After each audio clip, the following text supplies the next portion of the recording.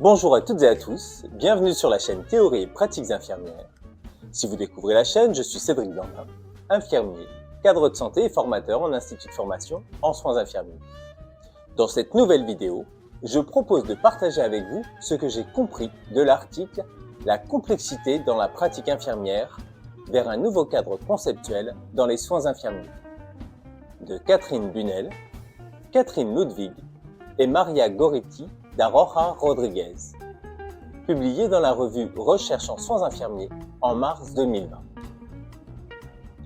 Le premier constat, assez surprenant, est la synchronicité entre la date de publication de l'article, publié en mars 2020, et la situation dans le monde réel où la France et une partie du monde entraient dans un confinement de 55 jours lors de la pandémie de Covid, nous plongeant au cœur de la complexité. Les auteurs de l'article s'appuient elles-mêmes sur un auteur de référence qui a largement contribué à l'émergence de la pensée complexe.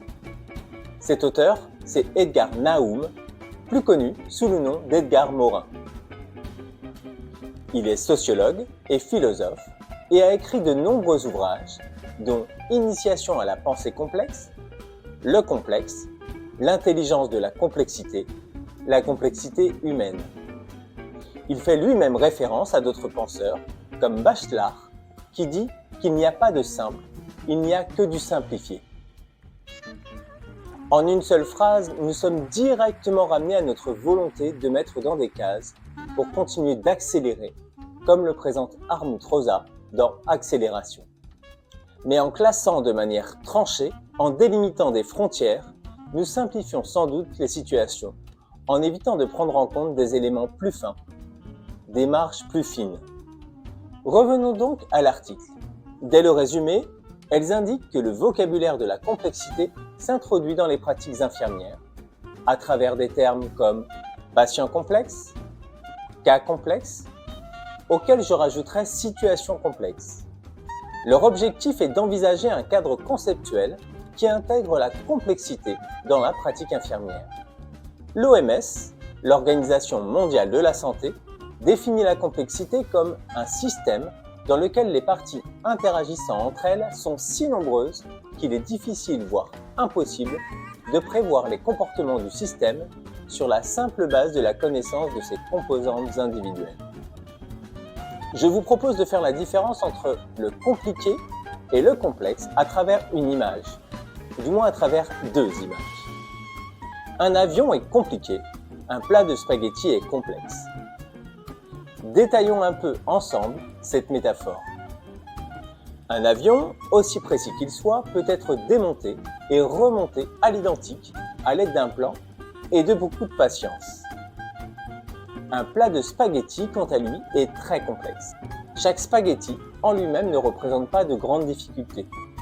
Mais, comme le dit la définition de l'OMS, les parties qui interagissent entre elles, chaque spaghetti entremêlé les uns aux autres, qu'il est difficile de prévoir le comportement du système, des autres spaghettis sur la simple base de la connaissance des composantes individuelles, d'un seul spaghetti. Est-ce que tout, dans le quotidien des soignants et des infirmiers en particulier, tient de la complexité? Globalement, non.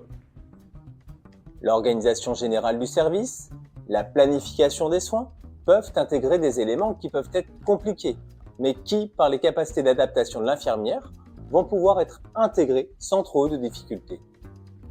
Par contre, lorsque le système se dérègle, que de trop nombreux facteurs interagissent entre eux, s'inter-influencent, la capacité d'adaptation n'est pas suffisante pour résoudre ces nombreux problèmes.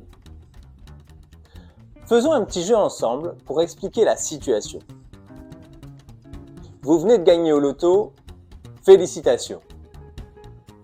Vous voulez agrandir la taille de votre piscine et plus précisément, vous voulez doubler sa superficie. Vous demandez à un pisciniste de venir. Première réponse, pas de problème, c'est simple, j'augmente la taille de la piscine en prolongeant chaque côté d'un quart et ainsi je double la superficie. Le problème, c'est qu'il y a 4 arbres qui bloquent l'extension de la piscine. Deuxième proposition, pas de problème, c'est assez simple, je fais couper les arbres. Le problème, c'est que ce sont des arbres centenaires qui vous sont très chers et vous voulez absolument les conserver. Ah d'accord, c'est compliqué quand même. Vous voulez plus de profondeur, comme ça on double la surface en conservant la forme initiale. Le problème, c'est que je ne veux pas faire de l'apnée, je veux juste nager. La situation est complexe, je ne vois pas de solution, je vais en parler avec un architecte. Et vous, quelle solution proposez-vous? La réponse à la fin de la vidéo. Dans cette situation un peu bizarre, personne ne ferait jamais construire de piscine entre des arbres qui vont perdre leurs feuilles. Nous remarquons l'entrée dans la complexité au fur et à mesure de la découverte de nouveaux freins. Le pisciniste passe du « c'est simple » à « c'est complexe » en seulement quelques problèmes non résolus. Il n'est plus en capacité de s'adapter et c'est à ce moment-là où il va devoir utiliser un autre concept, l'accommodation. Dans l'accommodation, vous allez changer de regard, de prisme, pour voir la situation différemment. Il est rare que cette accommodation se réalise seule. C'est alors dans ces situations que nous allons faire appel à d'autres corps de métier qui vont venir apporter un éclairage différent, des outils différents, des réseaux de soutien différents. Dans l'article, nous retrouvons diverses disciplines qui interagissent dans une situation de soin sans qu'aucune soit suffisante pour proposer une réponse ajustée à la situation complexe. Les auteurs ont développé leur pensée autour des qualificatifs rencontrés dans le champ de la santé, cas, soins et besoins, et en les inscrivant dans 3 niveaux d'application, micro, méso et macro. Ces 3 niveaux d'application s'inscrivent à différents endroits du soin. Le niveau micro intègre le niveau individuel avec le patient. Ça peut intégrer les soins physiques, la dimension relationnelle avec lui ou son entourage, ses besoins et ses difficultés. Le niveau méso s'inscrit dans la dimension organisationnelle avec l'équipe de soins agissant pour le patient. Ici, nous pouvons retrouver la communication interprofessionnelle, la coordination des soins, les champs de compétences des intervenants auprès du patient, mais aussi les relations interpersonnelles, les conflits, les ruptures de tâches. Le niveau macro prend en compte le niveau sociétal avec le système de santé, d'un point de vue économique et politique. Nous y retrouverons les enjeux des politiques de santé, des politiques économiques, les jeux de pouvoir institutionnels entre le prescripteur qui finance et les besoins du terrain, comme le souligne Marianne Dujarier dans Le management désincarné. Ces niveaux interagissent entre eux, s'influencent constamment, soit dans une temporalité concomitante, soit dans une relation d'impact, comme le boulier de Newton, où une énergie initiale se diffuse dans les boules qui bougent peu, mais qui restitue dans la dernière boule la tension initiale. C'est ce qu'on voit lorsqu'un choix politique ou économique impacte indirectement ou directement l'accès aux soins d'une partie de la population. Pour illustrer à nouveau la différence entre l'adaptation et l'accommodation, et pour renforcer l'idée de l'influence entre les différents niveaux, regardons ensemble un simple pendule auquel on ajoute un double pendule. Le simple pendule va conserver le mouvement initial.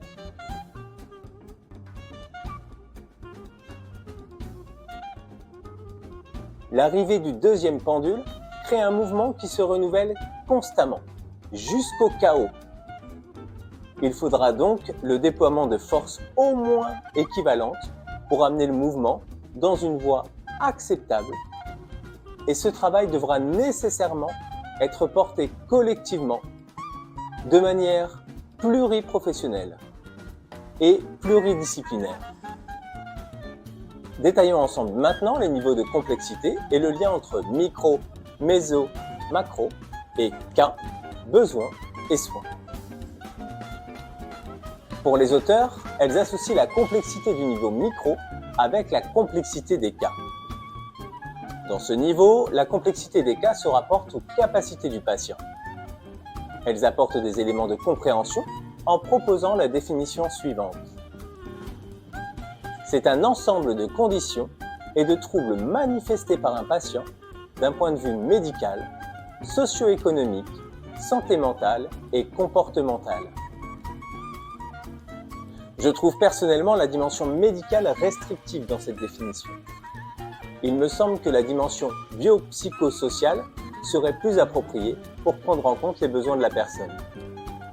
La capacité de la personne à adhérer aux propositions de soins, à l'adhérence, au sens que lui offre la théorie de gestion des symptômes, se retrouve dans la dimension comportementale. Ici, la précarité financière, l'accès réduit aux soins, les faibles taux d'éducation et des connaissances sont des facteurs défavorables et augmentent le risque de complexité du cas. Ainsi, les patients en situation complexe peuvent cumuler plusieurs problématiques, à la fois de santé, avec des polypathologies qui s'influencent, des problèmes socio-économiques, des problèmes psychosociaux. Au niveau micro, l'intervention de plusieurs acteurs des champs sanitaires, médico-sociaux et sociaux peuvent avoir besoin de mailler leurs activités pour répondre aux besoins de la personne, tout en valorisant sa capacité de décider pour elle. Dans le niveau méso, la complexité des besoins se rapporte à la charge de travail. Les auteurs précisent qu'il s'agit de l'ensemble des acteurs composant un système de prise en charge et réalisant des prestations d'aide et de soins. La complexité des soins est souvent utilisée comme synonyme d'intensité des soins ou de charge de travail infirmier. Ici, c'est donc l'intensité de la charge de travail qui est abordée. Ainsi, la multiplication des intervenants nécessite une coordination suffisante pour que le dispositif soit efficace, sans doublon ni zone blanche. Le leadership infirmier est souvent sollicité dans ce contexte, puisque cet acteur de premier plan dans la prise en charge intervient de manière fréquente, parfois pluriquotidiennement. Il est à même de repérer l'évolution de la situation, des signaux faibles jusqu'aux difficultés les plus avancées. Dans ce contexte, le maillage se constitue à la fois du réseau de professionnels tant hospitaliers que les soins de ville, mais également des acteurs non professionnels que sont les aidants naturels, souvent très impactés lors de ces situations particulières.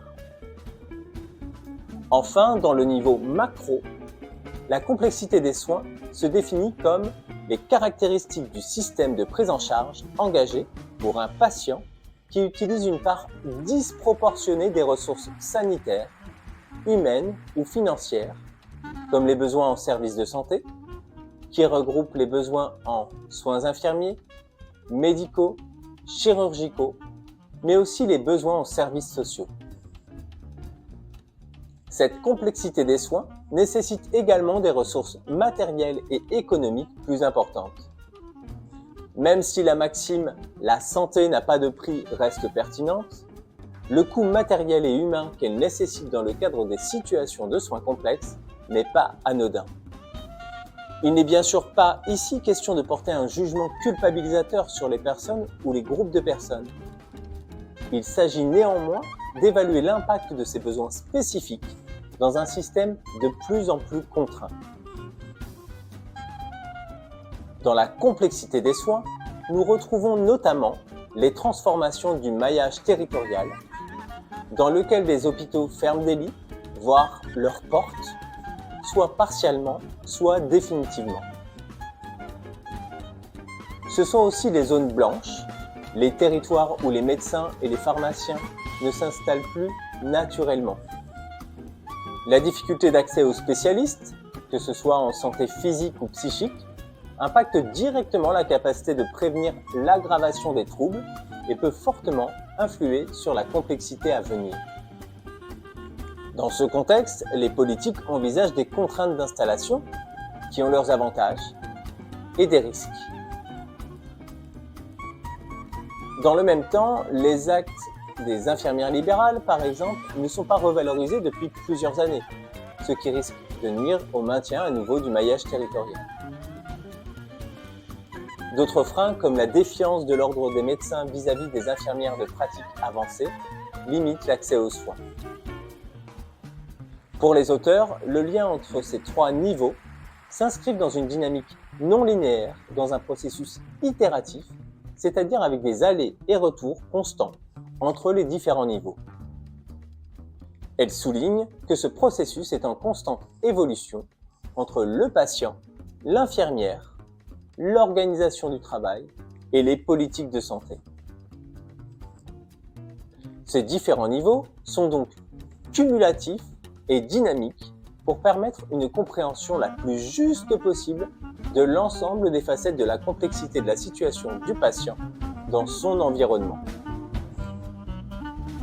Dans cette conceptualisation de la complexité dans la pratique infirmière, l'émergence des soins complexes au niveau macro, des besoins complexes au niveau méso et des cas complexes au niveau micro conduit à définir pour les soins infirmiers des pratiques complexes. En effet, c'est bien dans la pratique que des différents niveaux de complexité vont se manifester. La complexité nécessite donc une pratique à la fois holistique et individualisée, pensée à la fois globalement et spécifiquement. Pour identifier au quotidien les facteurs de complexité, les auteurs proposent un outil, le COMID, notamment utilisé par les infirmières à domicile, mais qui pourrait sans doute être utilisé dans d'autres contextes.